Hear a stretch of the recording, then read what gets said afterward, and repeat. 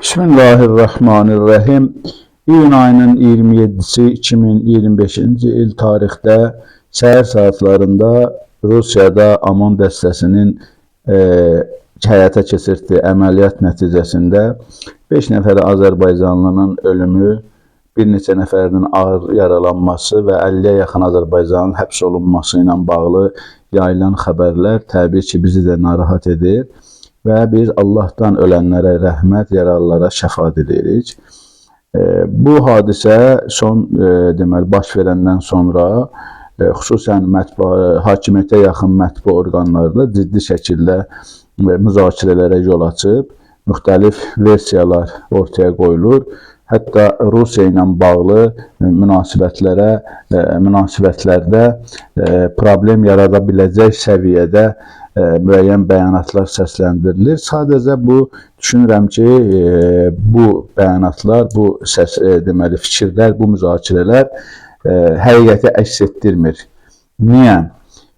Ümumiyyətlə bu hadisə ilə bağlı hər hansı bir təhlil edərkən, fikir bildirərkən biz bir neçə sualın ətrafında dəqiq düşünməli və o suallara cavab tapmalıyıq. Əgər biz həmən sualları cavab tapa biləriksə, bu kimi hadisələrin mahiyyətini anlamış olarıq. Təbii ki, suallardan birincisi, bu insanlar, bu öldürülən 5 nəfər, hələ o yaralananlar və həbs olunanlardan danışmıram. Öldürülən 5 nəfər Azərbaycanlıdırlar. Bunlar yayılan məlumata görə bəziləri hətta Rus vətəndaşları, ancaq milliyyətcə bunlar Azərbaycanlıdırlar. Bu insanların Rusiyada nə işi var? Yəni hər bir insan bu hadisəni, ölüm hadisəsini eşidəndə təbii ki, ağlına gələn ilk sual bu olmalıdır ki, əgər bu Azərbaycanlıdırsa, niyə Rusiyaya gedib? Rusiyada bunun nə işi var? Əvvəl mən sualları deməli səsləndirim, hansı sualları ətrafında biz düşünməliyik. Sonra sualların cavabın birlikdə mən izah edəcəm öz faktlarımla və öz təhlillərimlə. Siz isə düşünərsiniz və sonda bir nəticəyə vararıq inşallah. İkinci sual təbii ki, bundan ibarətdir ki, belə hal ilk midir? Yəni, Azərbaycanlıların fərqi yoxdur, ölkə daxilində və ölkə xaricində belə hallar ilkdir. Yəni, 5 nəfər Azərbaycanlının amansızcasına, vəhşicəsinə öldürülməsi bu ilk haldır. Yoxsa belə hallar çox olub, təkrarlanır. Çünki adətən ilkdə belə reaksiyaları verilir. Yəni, hökumətin, xalqın müəyyən kəsiminin, təbii ki, mən burada cahil və məlumatsız xalqdan söhbət gedir, daha doğrusu kəsimindən söhbət gedir. Üçüncü sual bundan ibarətdir ki, deməli, hakimiyyət və hakimiyyətin əlaltıları Azərbaycanlıların ölüm və işgəncə hallarına niyə belə reaksiya vermirdilər bu vaxta qədər? Yəni, təbii ki, ikinci sualla bu bağlıdır. İkinci sual əgər biz hə deyiriksə, yəni belə hallar, daha doğrusu ilk hal deyil, bunlar təkrarlanıbsa, o zaman sual yaranır ki, yaxşı, bu hal ilk deyilsə, Azərbaycanlıların kütləvi şəkildə və yaxud da tək olaraq öldürülmə halları amansızcasına baş verirsə, niyə Azərbaycan hakimiyyəti və Azərbaycan hakimiyyətinin əlaltıları və xalqın cahil təbəqəsi bu hallara bu vaxta qədər etirazlar etməyiblər? Əziz izləyicilər, biz başlayaq birinci suala təhlil etməyə. Bilirsiniz ki, Azərbaycan əhalisinə görə, deməli, daha doğrusu ərazisinə görə əhalisi o qədər də çox deyil. Biz elə bir nümunə göstərə bilərik ki, məsələn, Azərbaycanın ərazisi 86,6 min kvadrat kilometrdir, əhalisi isə 10 minin civarındadır. Deyilənə görə, 10 milyonun civarındadır deyilənə görə və bu günlər rəsmi məlumatlar açıqlanır ki, təqribən 2 milyondan çox, 3 milyona yaxın Azərbaycanlı Rusiyada yaşayır. Hardan baxsan, yarım milyondan biraz çox Avropa ölkələrində yaşayır. Sonra Türkiyədə, sonra digər MDB ölkələrində, hətta Çinə qədər, ondan sonra Amerikada 250 min, 300 min arası Azərbaycanlı yaşayır, Kanada və s. Sosial şəbəkələrdə bir neçə saat vaxt keçirtməklə məlum olur ki, dünyanın hər yerindən Azərbaycanlılar paylaşımlar edir və dünyanın hər yerinə Azərbaycanlılar səpənib. Nəticə budur. Demək istəyirəm ki, yəni ərazisi kifayət qədərdir və Azərbaycan ərazisi münbitdir. Biz müqayisə aparsaq, Hollandiyanın ərazisi cəmi 41.543.000 kvadrat kilometr olmağına baxmayaraq 18 milyon əhalisi var və Avropanın və dünyanın ən inkişaf etmiş ölkələrindən biridir. Heç bir şey yoxdur, sadəcə kənd təsərrüfat məhsulları ilə deməli büdcəsi Azərbaycanın büdcəsindən bəlkə də 100 dəfə çoxdur. Və biz bu müqayisəni yaparanda deməli Azərbaycanın ərazisi kifayət qədərdir, qaz ölkəsidir, neft ölkəsidir, kənd təsərrüfat sahəsi üçün bütün şəraitlər var. Ondan sonra, yəni Azərbaycanda bütün sahələrin inkişafı üçün Azərbaycanda şərait var. O zaman sual budur, birinci sual. Belə bir vəziyyətdə Azərbaycanlılar niyə xaricə dağılışıblar? Niyə Rusiyada gedib işləməlidirlər? Özdə xaricə gedən Azərbaycanlıların təqribən 1-2% normal işlərdə çalışırlar, yəni ofis işlərində çalışırlar. Əksəriyyəti qara işlərdə, yəni qara deyəndə mən nəzərdə tuturam fəhlə işləri, bazarlarda yük daşıyırlar, sonra bazarlarda işləyirlər, yəni fəhlə işləyirlər də, fəhlə işləyirlər. Bu insanlar Azərbaycanda kənd təsərrüfatı sahəsində çalışa bilərlər, öz doğmaları yanında çalışa bilərlər və s.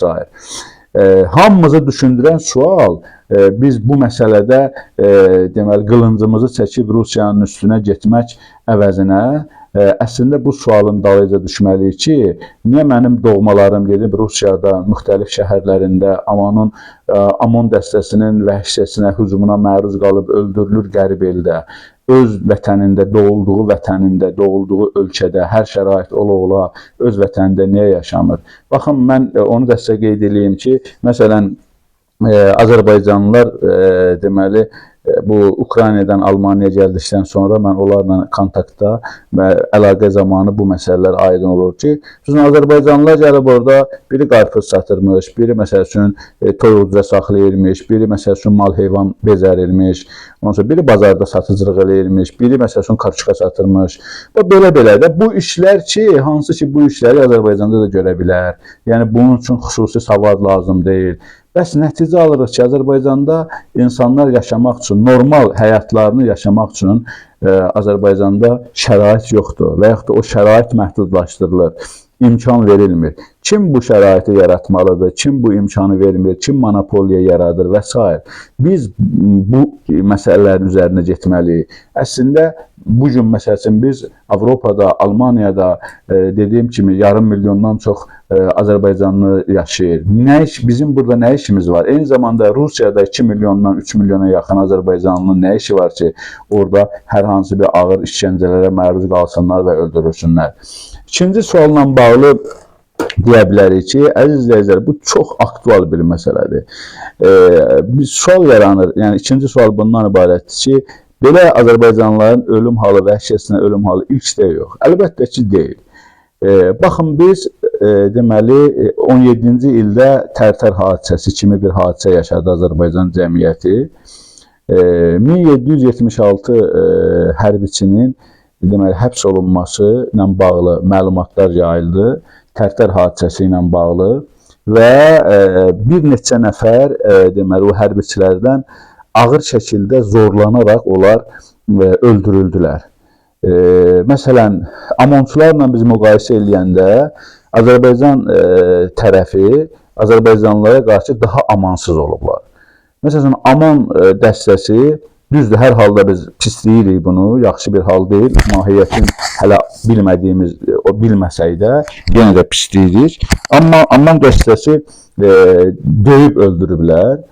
Bunlar isə oğlu atanın başına deməli nəcisin tökdürməyə məcbur ediblər, nəcis yedizdiriblər, cinsiyyət orqanlarına elektrik bağlayıblar, deməli armatur və s. əşyalarla zorlayıblar. Bunlar kim eləyib bunları? Bunları bir Azərbaycanlı adında hərbiçi öz hərbiçi qardaşına qarşı və yaxud da öz komandir öz əsgərinə qarşı və yaxud da Azərbaycan hakimiyyəti Azərbaycan xalqına qarşı və yaxud da dövlət öz vətəndaşına qarşı bunu eləyib. Yəni dövlətin bayrağının altında bir Azərbaycan deməli bir nəfəri də mənim hər hansı bir ağır söz deməyə dilim gəlmir. Bir nəfər Azərbaycan dövləti adından Azərbaycan vətəndaşını zorlayıb almaturla. Azərbaycan dövləti Azərbaycan vətəndaşının cinsiyyət orqanına elektrik cərəyanı verib. Bax, bu insanlar kimlər idi? Bunlar Azərbaycanlılar idi mi? Əlbəttə, Azərbaycan vətəndaşı idilər, milliyyətcə Azərbaycanlı idilər. Bunlar öldürüldülər, bunlar işgəncələrə məruz qaldılar və bu işgəncələrin canlı şahidləri özləri danışırlar. Öz başlarına gələn hadisələri özləri danışırlar. Azərbaycan hakimiyyətini və yaxud da indi o hakimiyyətin tulaları hansı çıxıb dedi ki, bu insanlar niyə öldürülür? Nə oldu? Rusiyada Rusiya vətəndaşı olan Azərbaycanlının öldürülməsi bu qədər şirin oldu. Amma sənin öz vətənində Tərtər hadisəsi zamanı bu insanlar bu qədər alçaldıcı şəkildə, biabırçı formada öldürüldülər, işgəncələrə məruz qaldılar və s. Bunlara necə səs çıxartmadınız? Ondan sonra Nardalan hadisələrində insanları güllə boran elədilər. Gəncədə insanlar hansı vəziyyətlər oldu? Bunların hamısını qoyaq bir qırağa. Biz az qala hər ay bir neçə dəfə polis idarələrində insanların öldürülməsi ilə bağlı məlumatlar alırıq. Gəncədə bir ay bundan əvvəl 18 yaşında bir gəncin ölümü ilə bağlı məlumatlar yayıldı və bir neçə polis tərəfindən öldürülməsi ilə bağlı məlumatlar yayıldı. Sonra Azərbaycan hakimiyyəti çıxdı, açıqlama verdi ki, prokuratura və Daxili İşlər Nazirliyi açıqlama verdi ki, sən demə, uşaq özü çıxıb, özünü yüksəklikdən ataraq intihar edib. Amma bu suallar hələ də qalır ki, bunları məhz hər hansı bir polislər öldürüb. Ondan sonra son deməli bir ay ərzində Gəncədə 3 gənc uşağın, gəncin 17-18 yaşlı uşağın ölüm xəbərini aldıq biz. Hər dəfələrlə mənim bir neçə tanışım, şəxsən tanıdığım, deməli onlar polis idarəsinə sağlam aparılıblar, gənc yaşlarında sağlam aparılıblar və bir gün sonra və yaxud da bir neçə saat sonra xəbər çıxıb ki, özün çıxdı polis pəncərəsindən atdı və yaxud da ürəyi tutdu, öldü. Bunlar polis işgəncəsi nəticəsində öldürülən insanlar deyirlər. Ondan əlavə, hələ bu gün Azərbaycan həbsxanalarında minlərlə insan var ki, onlar hökumətin, dövlətin birbaşa, dövlətin işgəncələrinə məruz qalırlar. Baxın, bu günlər Əvəz Zeynallı, siyasi məhbus, keçmiş siyasi məhbus Əvəz Zeynallı, Allah şəfasını versin, ağır xəstəliyinə görə onu buraxıblar. Şərlənərək həbs edilmişdi. İndi çıxıb nələr danışır? Həbsxanalarda baş verən proseslərlə bağlı. O işgəncələri Rus eləyir, o işgəncələri Fars eləyir, o işgəncələri Amerikalı eləyir. Sizin qeyrətiniz yoxdur. Ay, adını da unuttum. Azər Həsrət, ondan sonra Heydər Oğuz. Durub ağızda gələni danışırsınız. Biz Rusiya belə, elə, Rusiya nə eləyirsən elə. Onsuz da sizin danışığınız havadan başqa bir də hökumətə yaltaqlıqdan başqa bir şey deyil. Amma sizin cəsarəti çatırsa, siz əgər həqiqətən Azərbaycanlının qeyrətini çəkirsiniz, Azərbaycanlının talihi sizi narahat edirsə, niyə görə siz bugün həbsxanalarda öldürülənlərə, polis idarələrində öldürülənlərə etiraz eləmirsiniz, səsli çıxartmırsınız? Elə gedib Rusiyanın ucqar şəhərlərində yaşayan insanlar sizin oldu həmvətənli, siz onların talihini deməli düşündünüz ancaq. Bugün, bax, hələ də o işgəncələr davam edir. Hələ də Azərbaycan həbsxanalarında insanlar öldürülür. Və ondan əlavə, siz heç soruşmursunuz ki, Azərbaycanda o deməli jurnalistika fəaliyyəti ilə məşğul olan o xanımların, o gənc qızların nə idi günahı? Bəzilərinin uşaqları qalıb, aparıb həbs eləmişsiniz onları və o işgəncələrə məruz qalmırlar onlar. Onların başına nə oyun açır Azərbaycan hökuməti, dövləti. Siz onları, niyə onlar haqqında səs çıxmır sizin? Niyə? Niyə səsi çıxmır da bir dənə səsi çıxsın ki, hə, bəs deməli, niyə bu işlər baş verir? Ondan əlavə, siz niyə hesab yəni düşünmürsünüz ki, Azərbaycanda heç elə işgəncələrlə başqa Azərbaycanda xalqın vəziyyəti hansı şəraitdədir, hansı vəziyyətdədir? Deməli, sizin bu hayküyünüzün hamısının arxasında siyasi hiyləgərlik durur. Üçüncü məsələ, əlbəttə ki, mən bu sualın da cavabını vermiş oldum ki, hakimiyyət və onun əlaltıları niyə görə belə hallarda başqa yerlərdə baş verərsə etiraz eləmirlər. Siz niyə görə etiraz eləmirsiniz? Elə ancaq qaçırsınız ki, orada da hay-huy gəldi, qoymayın Azərbaycan. Əlbəttə ki, bu halları biz pisləyirik, əlbəttə ki, bu hallar yaxşı hallar deyil və əlbəttə ki, bu halların mahiyyətini anlamağa çalışırıq və məntiqi suallar cavabsız qalıb bu hadisə ilə bağlı. O məntiqi sualların hamısı cavablanmalıdır, cavabını tapmalıdır. Bunlar əlbəttə öz yerindədir. Amma biz demək istəyirik ki, bugün Azərbaycanda şəxsən İlham Əliyevin rəhbərliyi altında yüzlərlə, minlərlə, 10 minlərlə insan məhv olur, öldürülürlər, işgəncələrə məruz qalırlar, ölkədən didərgin olublar və s. Və Rusiyada, digər yerlərdə bu cür hakimiyyətin sifarişi ilə ortaya atılıb hayküy salan insanlar nədənsə hakimiyyətin öldürdüyü Azərbaycanlılarla bağlı səslərini də çıxartmırlar, cıqqırlarını da çıxartmırlar. Niyə?